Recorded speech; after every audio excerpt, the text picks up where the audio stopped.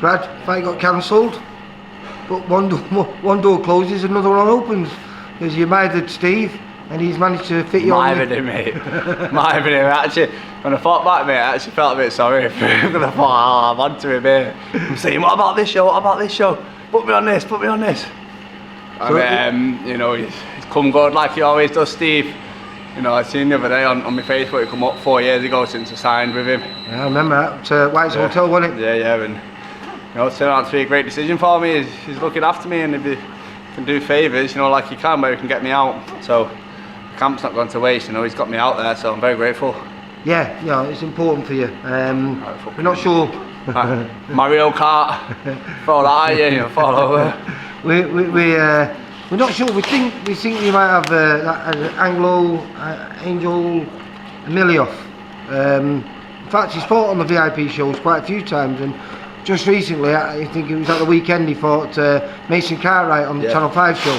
So a very tough guy. Very rarely gets stopped. I think he's only been stopped twice in his 41 losses, and only once over here. So and that was over 5 years ago, mate. So like very durable. Tough opponent, tough opposition, and you know, we've had to drop to a 6th rounder, but you know, it is what it is. I'm staying busy, I'm staying active. What was it going to be on the second? I think it was going to be an 8. Right. But you know, I'm ready for 10 rounds in that now. You know, my last fight, it should have been a 10 rounder. We trained for a 10 rounder. You know, it got cut to an 8 last minute. But I've done a few 10 round camps now. Yep. So like, I'm ready for these fights. You know, we were hoping maybe like get an eliminator for the English title or something this year. Well, you're going to go down and watch that, because the weekend before you fight, Taylor Denny and Riverbend fight one another. Yeah, Saturday night, you know, they boxed for the English title, and you know, they boxed before. It was a good fight, and you know, that was just my goal at the start of the year, the English title. And it doesn't matter who's got it, doesn't matter who wins it, doesn't matter if they vacate it, doesn't matter who a box. You know, that was my goal for this year, to win the English title. And it's still a realistic possibility. Yeah, I feel like I'm ready for that now. You know, this fight's gonna keep me busy, little tick over fight, keep me active. You know, got another good camp in, and then yeah, you know, hopefully. Do you feel good? 'Cause I was watching you today, you know, doing a bit of pad work with Blaine. Looking very sharp, mate, very sharp. Yeah, so no, I'm feeling good, mate. Sad to let this whole camp go to waste, wouldn't Exactly, which is, you know, like I said before, why I'm so grateful for Steve getting me out. You know, he didn't have to. I know he's pulled a few strings for it, so you know, I'm happy.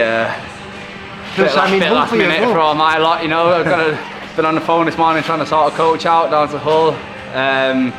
But yeah, you know, I'm sure a decent field turnout, and should be a good night. You know, very good things about the venue as well. Well, we've got a few good lads on there. There's a very exciting cruiserweight called Sonny Taylor. He's on there. There's Conor Coghill, and there's a few fighters I don't know too well, but I've been down there. In fact, there's 2 brothers, both different surnames, but both look good kids. Yeah. And we've got a kid called Louis Sylvester as well, who's looked very good over his last few fights. So should be a good little night. And City Hall, if you've never boxed there before, it's brilliant. Yeah, mate. I've heard good things, mate. I've heard good things. Great little venue. I'm really looking forward to it, mate. Like I say, I had a good camp. You know, I was ready for a tough fight, 8 rounder. But you know, it is what it is, and I'm still going to come out to the last session and try and put on a show. Well, you had back-to-back fights quite quickly, didn't you? Because obviously you finished your kid, the kid before last quite quickly, and then you had that good 8 rounds in the bank last time. Yeah.